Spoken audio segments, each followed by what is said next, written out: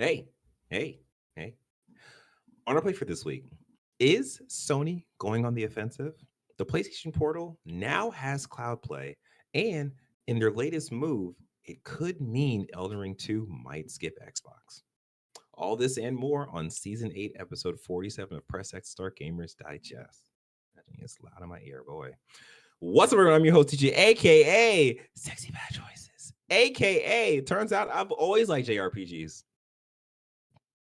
I am joined by John MF Ross. what does the MNF stand for? What? I don't know. All right, now you know who we are. Press X to Start Gamers Digest is a video podcast that connects the most important gaming news from this past week into an hour-long meal just for you. We're live on YouTube every Sunday when we can make it because life is hard.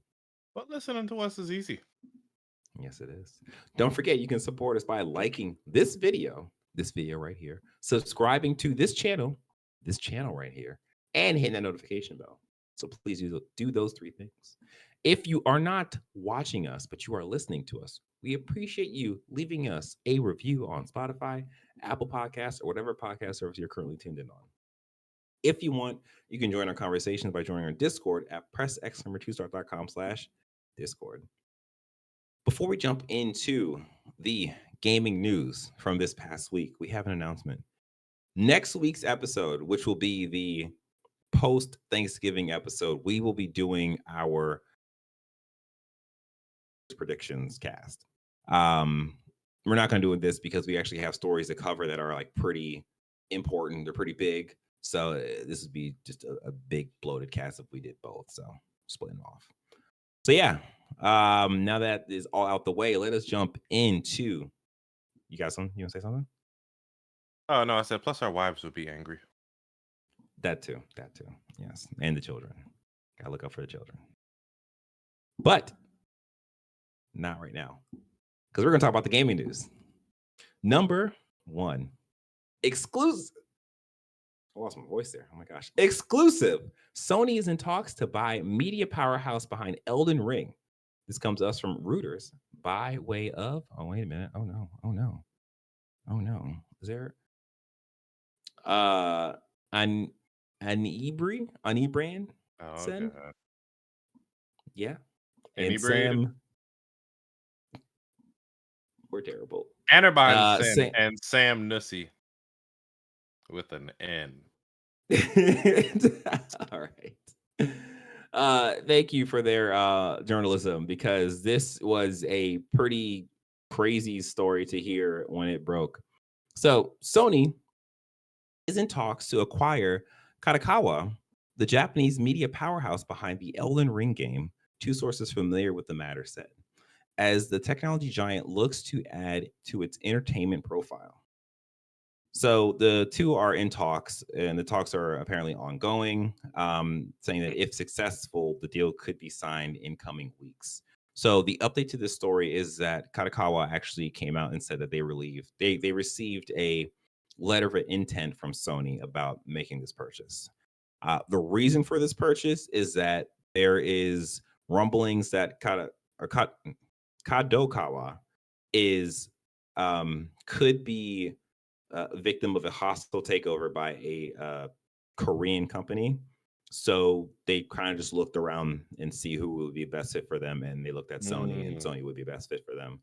So that is the reason for this, because you would think like Elden Ring, like that produces so much money for the publisher. So it's like, why would they even think that they need to do this? But they do other stuff beyond Elden Ring, which is a lot of anime stuff. So yeah, this is. Wow. They do Delicious and Dungeon manga. Go ahead. I'm sorry. Mm-hmm. Oh yeah. No, like they had a list of like the different branches of anime that's covered, and it's just like, oh, this is actually pretty crazy. So Kadokawa is the publisher, and they have a couple studios, From Software being one of the studios. The other studio, Acquire, I believe, they made Project Octopath Traveler. No, Octopath Traveler. Yeah, but the what? Project Octopath Traveler. Yeah. And then another one of their studios was also responsible for a good portion of Sparking Zero, Dragon Ball Z Sparking Zero. Wow. So they have their hands in a lot of like pretty big IP. So this is a really really huge grab for Sony if this goes through and they accept the terms or whatever.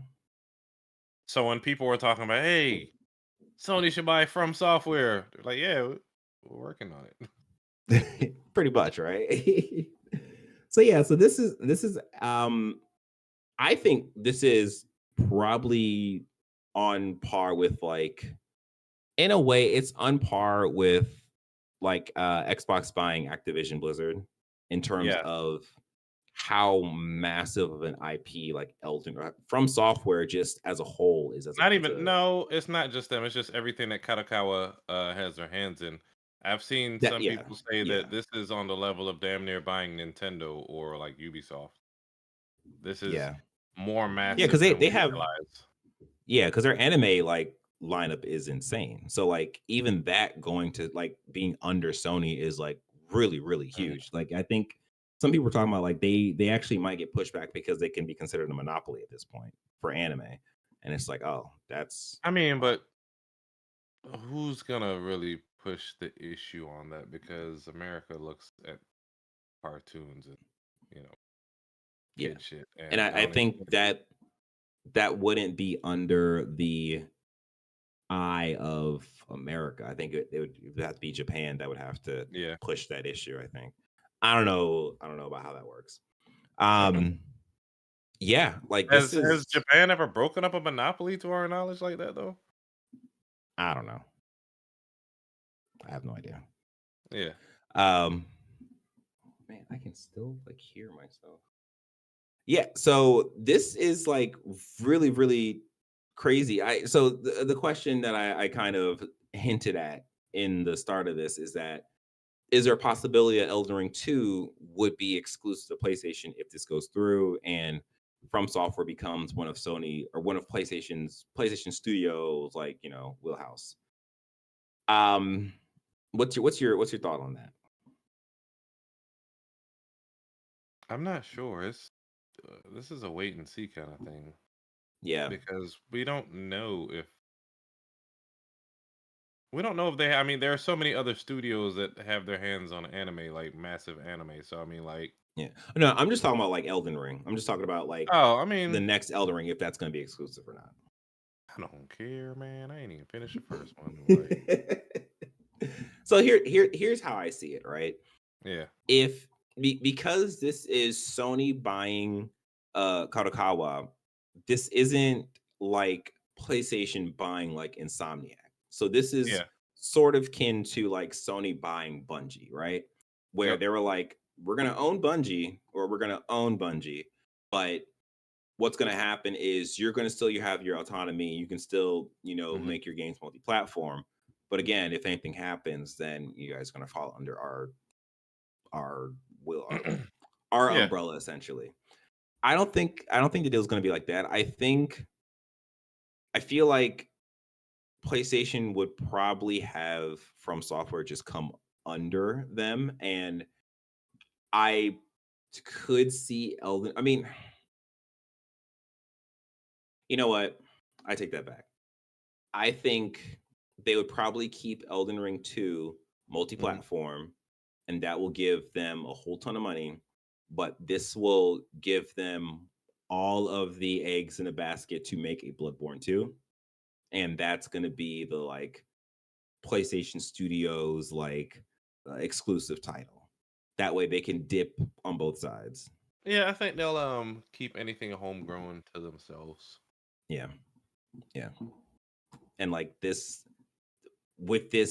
happening, like if this hmm happens like this week or next week or whatever, it is a thing of like there's absolutely no reason for PlayStation to not work on some kind of Bloodborne thing after it's been teased in weird ways in terms of like I it being mean, upgraded for the pro and like little like tchotchkes and stuff like yeah, that whole tale is just kind of weird. um yeah, so this is really big, really surprising, and no one really saw this coming. speaking of not really seeing other things happening, number two, the PlayStation Portal remote player experience to evolve with new system update. This comes to us from the PlayStation blog. So, the PlayStation Portal just received, well, not just last week, received an update for cloud streaming. But the catch is you have to have the PlayStation Premium membership to access the cloud games.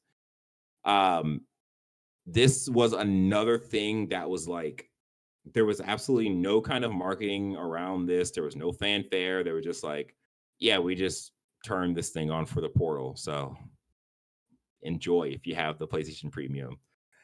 Like, I, Who would it's want one to of buy this? This is stupid. What's the we purpose of know, a Sean, we portal? were all wrong. We were all wrong. It's like, it's crazy. It's crazy how, I mean, really and truly, how much there's been a like shift in the how valuable the PlayStation Portal is at this point. So just to give more detail, you'll get access to 120 PS5 games from the PlayStation Plus game category or catalog, include Dave the Diver, Ghost of Tsushima, Marvel Spider-Man, Miles Morales, Monster Hunter Rise, and Ratchet and Clank Ripped Apart. Of course, along a lot of other games. The stream will be at Okay, go on. 1080p. Yeah, no problem. The stream will be 1080p, 60 FPS. DualSense wireless controller features, including haptic feedback, adaptive triggers, speakers, touchpad. This is the actual control, but the Portal has haptic feedback. I did not know that. Mainly, I guess because the games that I'm playing on it doesn't really use that stuff, so I'm not really noticing that. And then of course it's going to be the cloud storage, so your saves will transfer between your console and the PS Portal. This is really, really, really cool. Again, it's the weird thing of this is in direct contrast, not direct contrast, in direct competition with Xbox and their xCloud system. And it is just so interesting to see how Xbox has this whole marketing arm dedicated to promoting you can play your games anywhere. Like, this is an Xbox. This is their whole campaign. And PlayStation was like, yeah, okay, you can also do it over here too. And we also sell consoles and we also have really, really impactful games. So it's one of those things of they released this feature that is sort of dampering this whole unique experience that you're supposed to be getting from the Xbox. So I don't know. I mean, like, good on them. I think this is just a really cool thing to add. I don't have the PlayStation Premium membership, so it is a thing of, do I want to spend that extra, like, I don't know, at this point I think it's like maybe extra 30 or $40 to get the premium from extra. But I don't really use my portal outside my house. So doing remote play is fine. I don't I don't think I need this. But someone like Sean who's about to come in, he is Mr. PlayStation Plus Premium, so he has access to everything. So he can take his portal everywhere he wants to go and stream all these 120 games. I have not actually tested it yet. My portal is packed up because of reasons right now, but I will break it out Oh, and test true. it.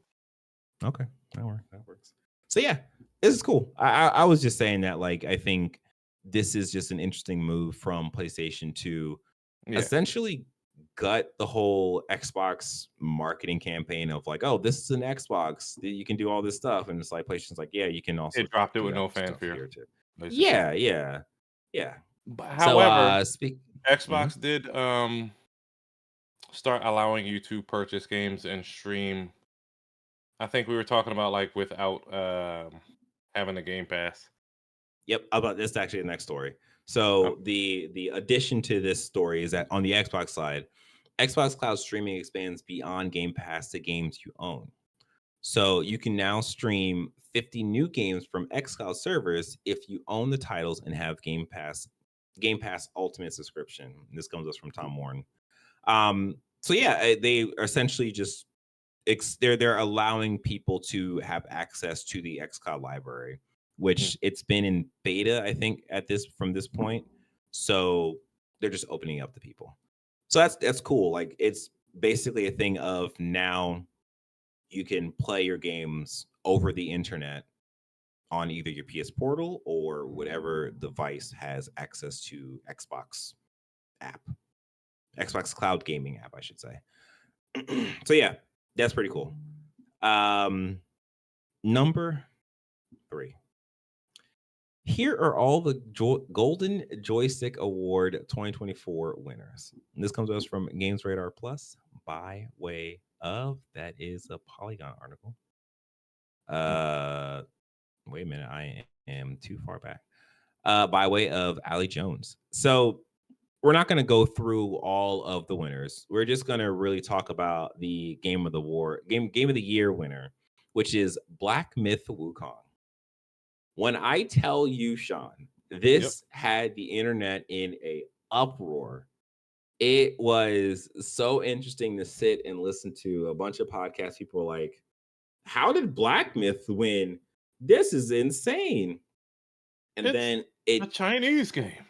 it quickly went into I need to explain this. It must be because it is China that is backing this. The Golden Joystick Awards, they are the game of the year category is fan voted. So it is people who are paying attention to the Golden Joystick Awards, which, interesting enough, we don't really pay attention to that all that much. And we are pretty like hardcore into Tapped gaming in. and like yeah. So it's interesting that like the podcast collective, in a way, I'm going to say collective because pretty much most of the podcasts I follow, they kind of all fall in the same camp of like, oh, it must be just like a bunch of people on the Reddits or whatever are like pushing brigading people to, it, like, basically. yeah. And I will say, as a person who is on the Black Myth Wukong Reddit, this didn't show up until after it got the award, and people are like, oh, Black Myth won the award or whatever. So that's kind of like, I don't know if that thinking holds weight. But yeah, I mean, it's not like it's undeserving. It's not like it's out the left field. The sentiment that it must be a bunch of Chinese people that voted it in, as if it didn't get good to high scores over in the Western market, is crazy. Yeah, and like it's the Metacritic or OpenCritic score, I think it's like an 80, 81 or 82 right now. So it is technically like the lowest rated game to be, at least for the Game Awards, it's the lowest rated game to be nominated, but it still was one of the highest selling games of the year. So, it's a thing that like there was a big push behind that game. I mean, on top of that, few super negative scores will, of course, bring that down because it's weighted from exactly, normal people and publications. So right, so it's the thing of like, I was very surprised to see that it won, because I thought for sure like this year the Game Awards winners was either going to be Astrobot, Metaphor Fantasia, or Final Fantasy. I thought it was going to be one of those three. So to see that it even won, and the fact that it got nominated in the Game Awards, it's just like, oh, that's really awesome. I really enjoyed Black Myth Wukong. I think it's a great game. I think it is contender for Game of the Year. Is it the Game of the Year? I don't know, but it is really cool to see that it won here. I don't think that's going to happen with the Game Awards, but they at least got one, so they can put on their little accolades. Yeah, we're Game of the Year from the Golden Joystick Awards. But that's cool. So this kind of went into the greater conversation of the Game Award nominees, because I'm going to just jump into the second part of this. Oh, actually, I missed the thing. When Game Science, I think that's the developer name of Black Myth Wukong, Yeah. When they received the award, they also teased the fact that there's going to be a December surprise. So at this point, we do know that they are working on an Xbox version.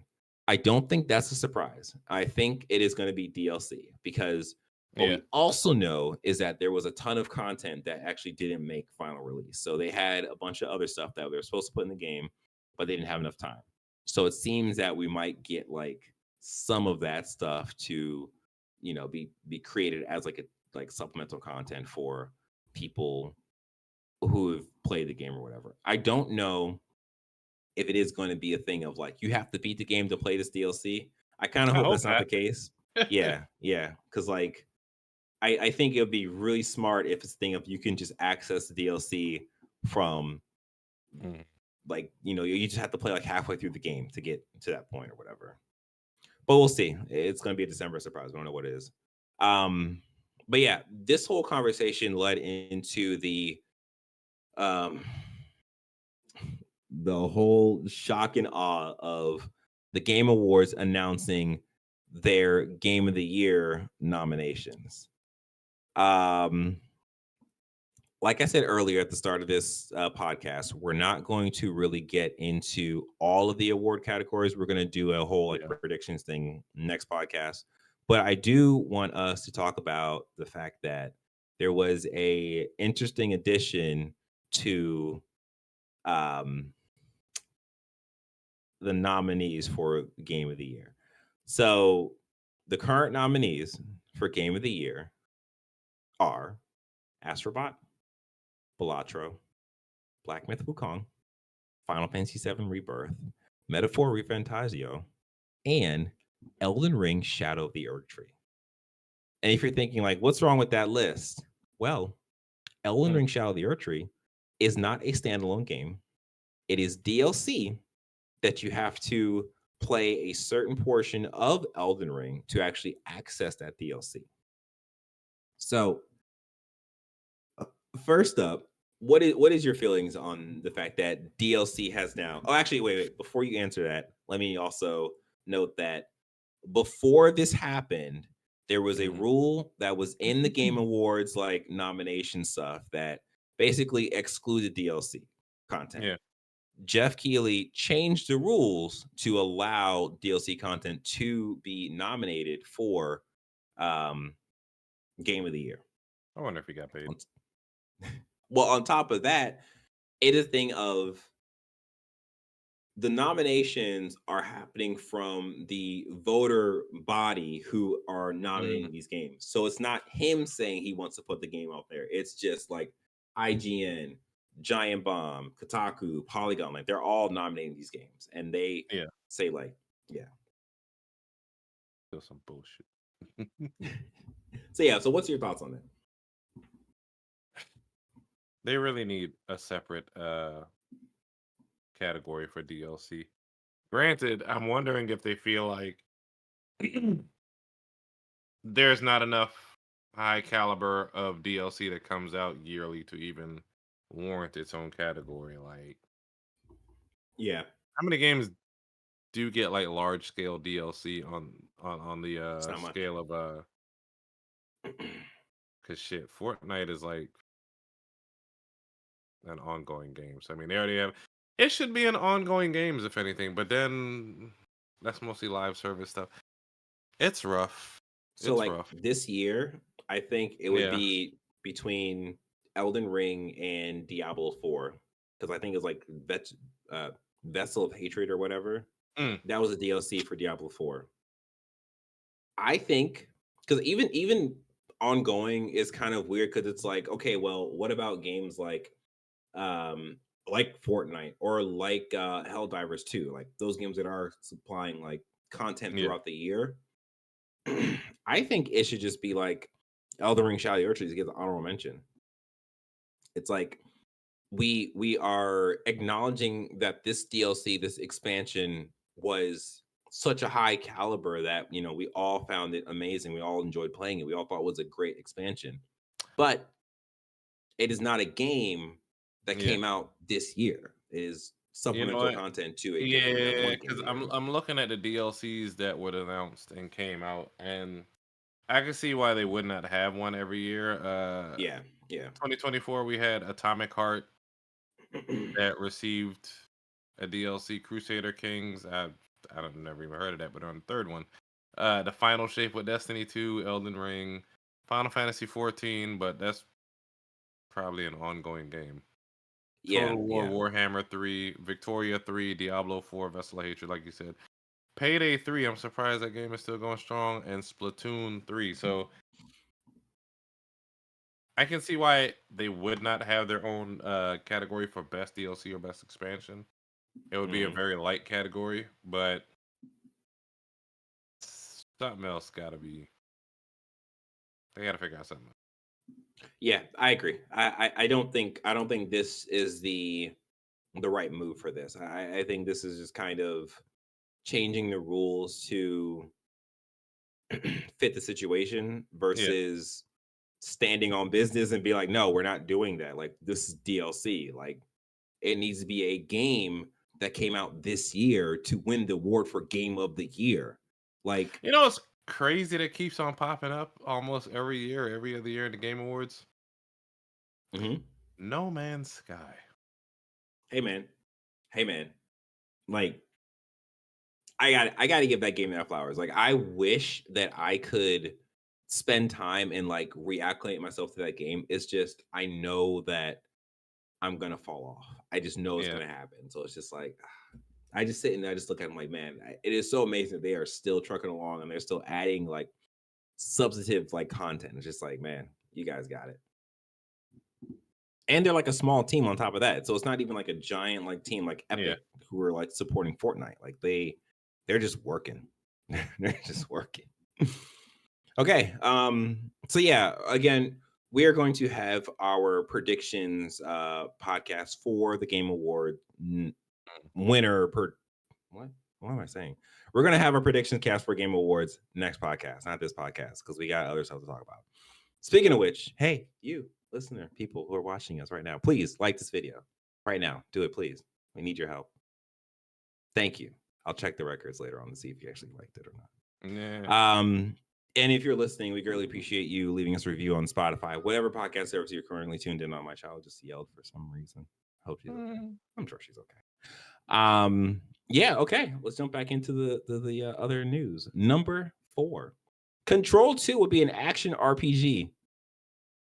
I All mean, that's right. basically what the first one was. Yeah, I was gonna say, like, what is really the difference? So this comes to us from The Verge by way of Andrew Webster. Mhm. So this news came during an investor presentation in which the studio revealed a few other tidbits about its franchise. Alan Wake 2 has sold over 1.8 million copies. The Ultimate Edition of Control hit Mac on February 12th, and it will also be getting a free update of some kind next year that will unlock previously released content. That part's pretty cool. Um, so yeah, the main thing is that Control 2 would be an action RPG. So I think the question is kind of a confusing one of like, okay, well, what exactly is an action RPG that is different from Control 1? Because you had a skill tree in that game, right? Yes. Where you upgraded your gun, right? More So than just like, a gun, but yes. yeah, right, yeah. So it's like that's cool. I don't know. I think that like the question of genre is always a confusing one for video games because everything is just kind of a mesh of everything else. So it's just like Mhm. it's really hard to really quite like to nail down like, okay, well, if it's gonna be an action RPG, that means it's gonna be like X, Y, and Z. Because it's like, nah, it's just gonna be the same game with a cool story with like, I guess more RPG elements to it. I don't know. I don't know. I don't know, man. This is just like I think it's interesting that they're like putting it out there, saying like this is a Yeah. this is a change we're making, but the actual change is just like, all right, I guess it will feel a little different playing. But yeah, I will say though, it is cool to see that Alan Wake 2 has sold 1.8 million copies, because when it Well, first released, they're finally breaking even. yeah, exactly. There was a whole thing about they didn't make enough money to break even from the development costs, but like they are actually making that money back now. So that's awesome. But that's kind of rough though, because it's like we ain't gonna see a part 3. They didn't make enough money to warrant like. No. And like this is the issue when you make a niche game. And Yeah. as much as, people like horror games are still a very niche game. And like it is really like the really this Resident Evils that are like that's really survived. I think Silent Hill 2, the one that came out for PS5 recently, I think that did pretty well. But You know what it would is do really well? Tell me, Sean, what would do really well? We all want to know. No, I don't want to. Maybe no. You got to say it. You got to say it. Square might be listening right now. I can see how many people are listening, and Square might be one of these people. So go ahead and tell them. Eve remake. There we go. Got to do it. I'll buy 10 copies. They have no other choice. That'll make enough for a sequel. Of course, yeah. And you can restart the whole Parasite Eve franchise. So yeah, we'll see what happens with Control 2. Number 5, October 2024 sales charts. Call of Duty Black Ops 6 sparks Xbox Game Pass subscription surge. This comes to us from IGN by way of, wait a minute, it is loading, taking its sweet time, Rebecca Valentine. So on top of the surge, 82% of full game Black Ops 6 sales were on PlayStation.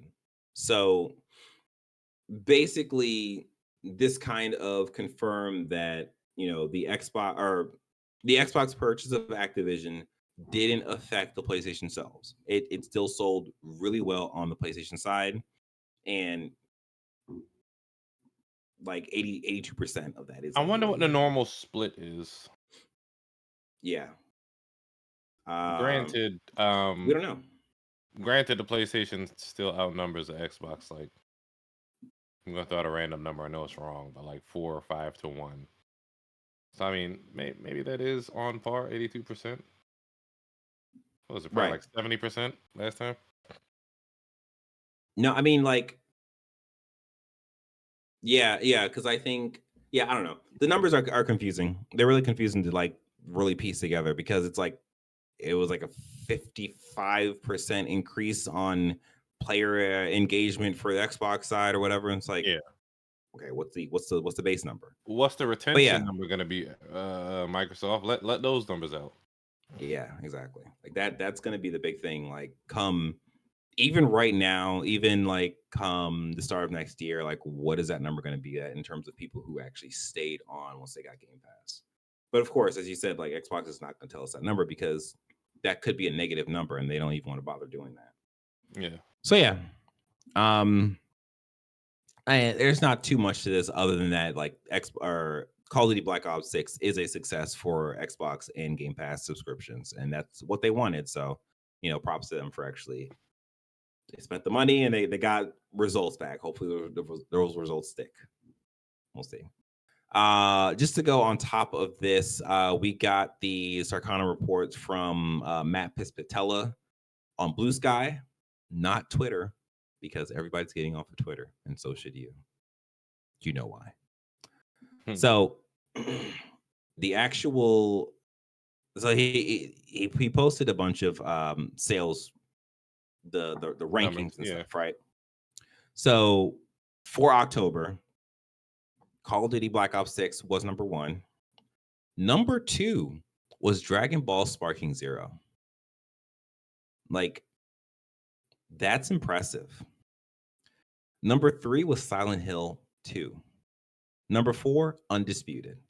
That's the new number game for anybody not following. Number 5, Metaphor ReFantazio. That was like really, really surprising for me that it was so low. I was expecting it to be maybe higher, like number 2 or 3. Huh? No, most definitely not. That's a niche It, JRPG once again. yes. Yeah, it is a niche JRPG, but it is from the team that made Persona. And like DJ, DJ, DJ. Persona is a juggernaut Releasing game. in the same month as Call of Duty, Dragon Ball Sparking Zero, and Silent Hill 2? No, not maybe if it released April or May, it might be number 1 or 2. I Be realistic. I think the only thing that held it back was that there was no Persona in the actual title. Like it I'm just surprised that like I thought it was going to do better than what it did. I mean, number 5 Let me is good rephrase this. still. Do you think if they released another Persona in the same month as Black Ops 6, it would have been near the top? Oh yeah. Yeah. Oh yeah. Like Past Call of Duty? not past Call of Duty. No. Like when I Past say near the top, I mean Parasite Eve? under.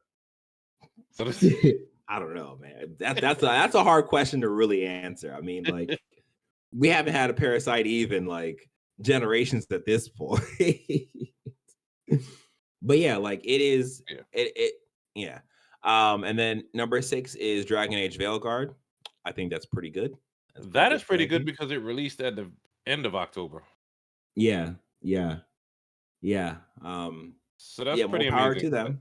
Yeah. Hmm. And then we have this number 7 is Super Mario Party Jamboree. To note that we don't have the digital sales for that is not included because it's Nintendo and they don't do that.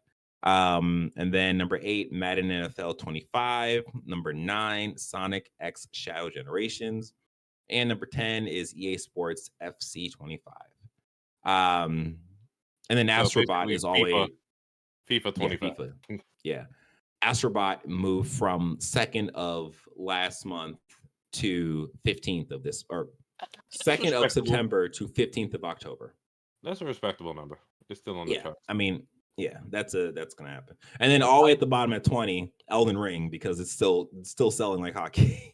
I was gonna say Life is Strange is at number 18 where it belongs. Yikes. When exactly did oh wait, this is physical sales, never mind. I was gonna say when did GTA 5 fall off the charts? Because I remember at one point it wouldn't die. It's probably number 21. Yeah. So that is just PlayStation sales, and then Xbox is after that. No, this is Steam. Where's Xbox? Oh, there we go. Yep, 2024 year to date top 20 games. GTA 5 is number 14. Anyway, there you go. Go ahead. There you go. It has to be there somewhere, right? It's somewhere. Yeah, I don't see that is staying power. Yeah, okay. Well, yeah, we don't have the Xbox specific one, but it's okay. We can just pretend, you know what I mean?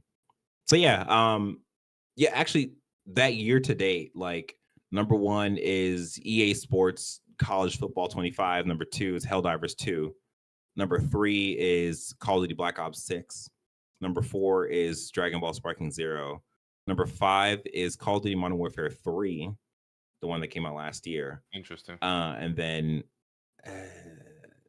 there's not like number 8 is Elden Ring, number 9 is Dragon's Dogma 2, crazy.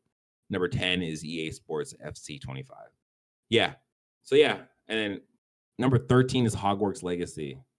That's actually above GTA 5. Jeez. Number 15, Final Fantasy People VII like Rebirth. bigotry more than they like crime. You know what it is. All right. So yeah, those are all very commendable rankings for those games. We are happy for all of them. Those are all games that came out and did very well. Other games came out, they didn't do as well. Number 6, Stalker 2's next update will target crashes, quest issues, and UI bugs. This comes to us from Insider Gaming. To note, no one should beat up or should beat down Stalker 2's release because those developers had literally the worst time making this game because Russia was bombing them while making this game. It's And I even amazing think that morale to get this game done. I think one of the devs passed away because they were like fighting in that war. Yeah. Yeah, man. It just sucks. It's good that they were able to get this game out. It's wish it was under better circumstances. The game didn't release to their quality level because of said circumstances. Yeah.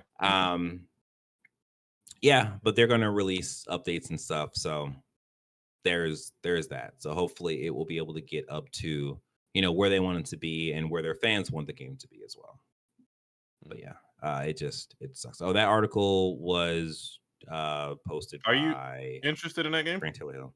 No, not at all. No. Why, It you scared? is no, it's very much like a Fallout game, and I just Yeah. don't have the time. And like Oh, it okay. didn't, Yeah. and it didn't. The actual like gameplay doesn't appeal to me. Like I like the exploring the world and like the survival aspects, but it is supposed to be like really hard, and it Okay. seems like it's a really hard game where you have to try things to understand how the game works, and it's like I got time Yeah, for no, that. give me a guide. Give me something Exactly. straightforward. I Yeah. get you. Yeah. Yeah. Speaking of games that didn't do too well, number 7. 3 days later, Microsoft Flight Simulator 2024 launches is still stumbling in access and bandwidth problems. Issues aren't going away anytime soon as more users come online globally. This comes to us from Tom Hardware. By way of Aaron Colts. So, yeah, Microsoft Flight Simulator released 3 days prior to this article being released, and it had a bunch of issues. It's one of those things where looking back at it, it's like this was Xbox's fall to win, and Yeah. it really seems like they have Black Ops 6 and hopefully Indiana Jones if that release is like strong. I hope And it's like, it does. Can't wait to play it. yeah, man. Yeah. And it's like, man, that's tough. That's tough. So yeah, this Microsoft Flight Simulator, like it just released with a bunch of issues. Like people weren't able to get their planes. Like one of the podcasts I was listening to talking about the game, they're saying how like the game doesn't seem like it is built for controller. It seems like it is built for PC. And like the person just wanted to invert the look stick for looking outside your plane, and there was no option to do that. Simple thing, yeah. I mean, but Yeah, was this not on console last time? The yeah, last it release was. in 20. Yeah, it's been on console for a long time. Figure that out yet? Yeah, Kind of crazy. So yeah, it is just a weird like. They I thought don't know, man. nobody Game would want development to is do hard. this at any point. I guess not. They It's weren't really thinking of tough you, to say. DJ. I know. Yes, the person that's wanted to sit home on his computer and fly his plane around the White House to see what's going down. Actually, let me not say that in this new America. Yeah. Yeah, right. All right. Where are we at? Number 8. Pokemon. Talking about surveillance, Pokemon Go players have been training an AI to autocomplete the real world. What in the world? This comes to us from IGN. By way of, give me a second. It is doing the loading thing. You gotta love the internet. You know what I mean?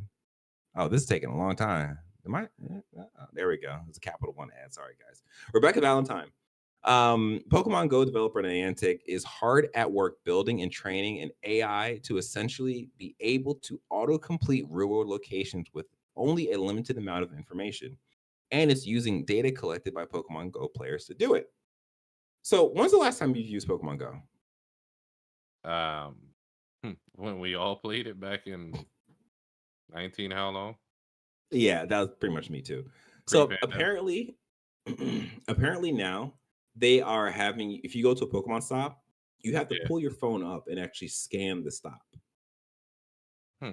So it is having you like trace your environments essentially, or like scan your environments. So it's like, okay, obviously the doing that, it's like an extra feature or whatever. So it's like, okay, they have to be doing something with this data now. So now we understand what's happening, They and got it people is, yeah, it's like, I don't know, man. Like this is just, it's a weird thing. It's a weird thing because you are essentially using the labor of your player base to provide you extra data that you aren't really rewarding them for. I mean, I guess you are with in-game They're currency. rewarding them with endorphins, sir. There you go. Yes, yes. And then Pikachus you can collect. Let me I see. don't They know, were man. also they also had Monster Hunter Now Hmm. and a couple other games like Pikmin Bloom. Let me see. Oh, Monster Hunter Now isn't out yet, so I wonder if they're gonna No, have. it's out now. It's out now. Is it? Yeah, yeah. It's out now. Oh, okay. Because Greg Miller on Kind of Funny Podcast talks about playing it all the time, and I almost downloaded it, but then I So got Pokemon TCG instead. I'm wondering if other games have you doing this. Got me. I don't know. Is there anything? Okay, so yeah, there's not really too much to talk about this other than they're doing that. They kind of get into like the large geospatial model, and it's like we don't really care about that. It's just the fact that Pokemon Go is having people do more work than catch Pokemon. How dare they? All right. Before we talk about what we've been playing, let's jump into the quick hits. Number 9. Genshin Impact will no longer use X (parentheses Twitter) for in-game event announcements. This comes to us from Automation West. The reason why this is a big thing is because Genshin does a lot of in-game events and in-game announcements, Oh, and they use Twitter a lot. So they also have this app that you can like sign up. It's almost like a Facebook where you create a yeah. profile, you have like your little picture or whatever, and you can like basically look at all the stuff that's happening in each of their games. But they would also do these events and stuff and post it on Twitter. So the fact that they are pulling off of Twitter is like that's actually a pretty big deal. Um they are there's rumors that I heard that a big video game outlet is going to be pulling off of Twitter as well. And I'm like, huh, big video game outlet. What could that be? It's probably IGN. It's probably IGN. It hasn't happened yet, so I don't know if if it's actually going to happen, but I'm just putting it out here. That's a rumor that I Yeah. heard, so we'll see what happens. It doesn't seem like Genshin Impact is going to go to Blue Sky yet. It seems that they might just be pushing more people to go to their app, which would How make does? sense. Let me see. Go ahead. I'm curious Mhm. because the one advantage of like a centralized system like Twitter was like they could do verifications. I'm wondering how Blue Sky and people aren't talking about it anymore, but Mastodon, Mhm. stuff like that, verify official outlets. Oh, that's a good question. I think there is because I'm on Blue Sky. I can double check. I think there is a kind of little icon or something that goes on the end of your account if you are like a big organization. Nope, there's none. No, no, I lied. So yeah, So I'm wondering if I mean people are gonna start impersonating once it gets large enough, impersonating official outlets. yeah. I mean, it is possible if there is some kind of verification that happens, but it's just not like given a marker or whatever. Because like when I signed up, you do have to like put in your name and like an email address or whatever. So It has a I self don't know. verification outlet, and that we'll see. Yeah, we'll see. Yeah. But yeah, yeah. And then the last one for the quick hits, number 10, Final Fantasy 14 mobile announced. This comes to us from VGC. Yeah, that's another thing I think we talked about a little bit once we saw the actual article. It's just like, is it going to work with the cross-platform basically. yeah, or it's gonna be a thing separate by itself. They didn't really specify, so we don't really know. It is being developed by the same team who made PUBG Mobile. Ah, man, I really wish Yeah. I had the time for Final Fantasy So MMO. real quick, we got a question in our chat by Red Shadow Fist. I wonder who that is. We know who that is. We know who you are. The question is, do you think Blue Sky could really take or overtake X? I think with the way it's looking right now, eventually. It probably won't be a while. I think there need to be another big shift, because I think as it is right So now, Twitter X has an estimated 586 to 600 million monthly active users worldwide. In the US, about 50 million. Blue Sky only has about 20 to 25 million right now. So yeah, it has a long way to go. But yeah, 21 million users for Blue Sky. So I mean, Twitter had to start somewhere. exactly. It's more of everybody just needs to pick a thing, because like I said, there is also Mastodon, but I don't know how many people have heard of that. Yeah, I think that kind of fell by the wayside just Mhm. because it didn't really get that much steam. But like, it seems that a lot of people are leaving Twitter just because of Elon being a creep that he is, and it's just the fact that I think one of the biggest things is that uh Twitter updated their terms of service to say Yeah. that anything that you post, they're going to use that data to train their AI. And it's like, you don't get to opt out of that. And a lot of that rubbed a lot of people the wrong way. So they left. But on top of everything that's happening with Elon. I will also throw in Threads hat into the ring. Yeah. Although Yeah. people may be wary because that's owned by Facebook / Yeah. Instagram / Yeah. whatever. They Yeah. have about 275 million monthly active users. Yeah. So I'm on Threads too. And it's just like, I mean, if I you have think it's, Instagram, you have Threads. You literally have to click on. yeah. I think the thing about Threads is that it's cool, but because it doesn't look like Twitter, Mm-hmm. it is a little harder to like figure stuff out. But like, because Blue Sky looks almost exactly like Twitter, it's just like, oh, it's really easy to like Because it jump was over started by Twitter Jack Dorsey. co-founder Jack. Yeah. Yeah. So yeah, Hey, we'll hey, see. hey, hey! Tweets are called skeets over there. Go use it. I know. Skeet, skeet, skeet, skeet, skeet. That part is just like, all right. I don't know if my brain will ever be able to say that word and not laugh hysterically. But yeah, that's that. I think there could be a day where Blue Sky is on par with Twitter, and that will just require more people to be leaving Twitter. Yeah. And it seems that like that process is starting right now. But of course that's gonna take years. Yeah, Twitter So has yeah, a decade head start. yeah, exactly. So that is it for the hold on. Could it be a lawsuit because they look so similar? No, I don't think it could be a lawsuit. I don't think you can, unless they have a oh dang, we There got the whole we got there the are whole other family in sites this chat. that look similar, so if there was gonna be a lawsuit, it would have happened a while ago. Mastodon is Yeah. similar, there was no lawsuit.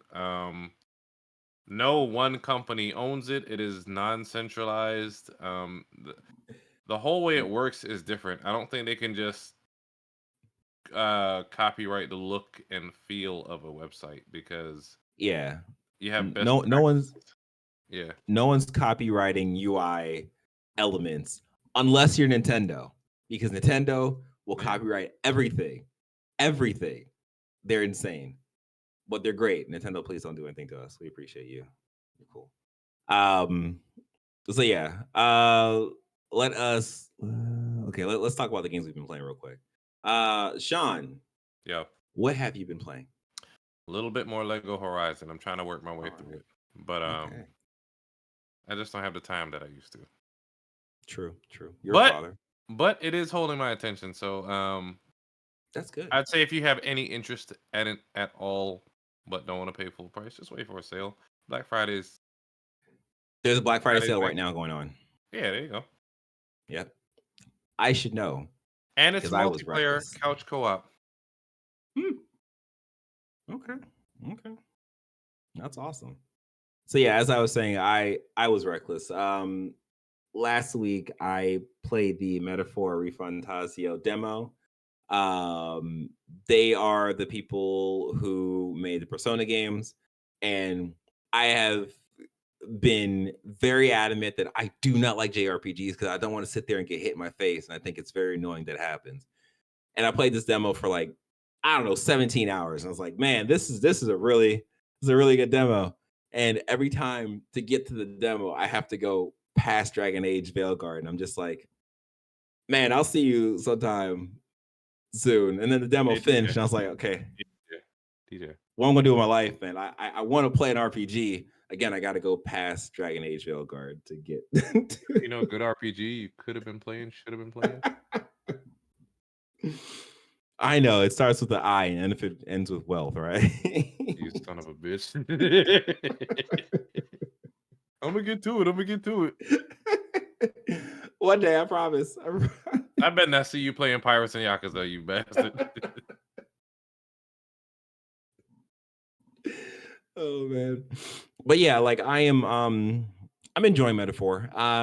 There's I actually played more of Dragon Age, and I just don't care. I feel bad because I'm just like, man, like you guys are trying your But the hardest, hair, DJ, and the hair. right. The hair is pretty great in that game, but like I just, I think it's a thing of like, I'll probably come back to it in the future, and I'm gonna be like, you know what, I can give this another chance, and So then I'm like, guessing the play the story isn't game. like gripping, really. It's not. It's really not. I like. I think the reason why, for me, I'm having an issue with the story is because you're actually being told to spend times with the characters, and it's like Mm, that's fine, but it doesn't really feel like there's much happening in the main line because like the first I don't know third of the game, it's like you're building a team, so you're going to different places, talking with these people, getting them to join your side. But even that, I don't really feel like I am learning about these people in a natural sense. I have to like go back to them and do feels another forced. quest to learn more. Yeah, and it's just like okay, like it really feels like a 7.5 out of 10 experience. And like that's a good game. That is a very good game. I'm not saying Average, that yeah. yeah, I'm not saying Velgar is bad, but it is just good. And starting Metaphor Fantasio, it's like, man, immediately it's like these Okay. characters are interesting. The things that are happening in this world is interesting. And it's just like the storytelling is just better. It's like man, it's crazy how quickly I went from like being on my phone when Dragon Age is Mm. happening, when the story's happening, to like I am like pausing whatever like audio is happening in the background when like a story thing Shut happens up, in Metaphor. London. I'm just like right, let it go over there. Yeah, and it's just like it's night and day. It's just yeah. Yeah. So I ended up buying Metaphor because it was on sale thanks to the Black Friday sale. So Okay. it wasn't $70, like $52. I was like, all right, whatever. I'll just do it. Just do it. So yeah, that's where I'm at. I just hope. We talked about it in our Discord. We didn't talk about it on cast, but there is a demo for Dynasty Warriors Origins that's out right Mm. now for you to play. I was supposed to play that today, but instead I watched Wicked and didn't play Dynasty Warriors Sorry to hear Origin. that. Yeah. I'm not going to give a review because it wouldn't be kind. I don't like musicals. Okay. But yeah, that's what we've been playing. That's it. We did it. That's the podcast. All right. Well, thanks everybody for joining this cast. It's been great to have you guys chat with us and all that good stuff. But this has been another episode of Press X Start Gamers Digest. We hope you enjoyed this episode as much as I and Sean enjoyed talking to each other, talking to you, me talking to myself a little bit because Sean had to go do father things and all that stuff. Don't forget to please like this video, subscribe to the channel, hit the notification bell. If you are listening and not watching, we'd appreciate you leaving us a review on Spotify, Apple Podcasts, whatever podcast service you're currently tuned in on. And you just continue being a good person. You continue washing your hands, playing video games. Or not. Or, oh, no. Let's not. Be a good person, please. We're gonna need good people in the next like 4 years because it's gonna be not good times. But there's gonna be games for you to play, like GTA 6. You can be all bad things you want in that game. When in real life, be a good person. All right, I'm just rambling at this point. We got another Civil War before we got GTA 6. Anyway, wait. Let's not do anything to mess up the release date for GTA because Rockstar is putting their heart in them. So after GTA 6 comes out, then you guys can do all the stuff you want, like over there. Just leave us alone. All right, y'all. Take care. Be safe. Keep playing games. All that good stuff. Peace out.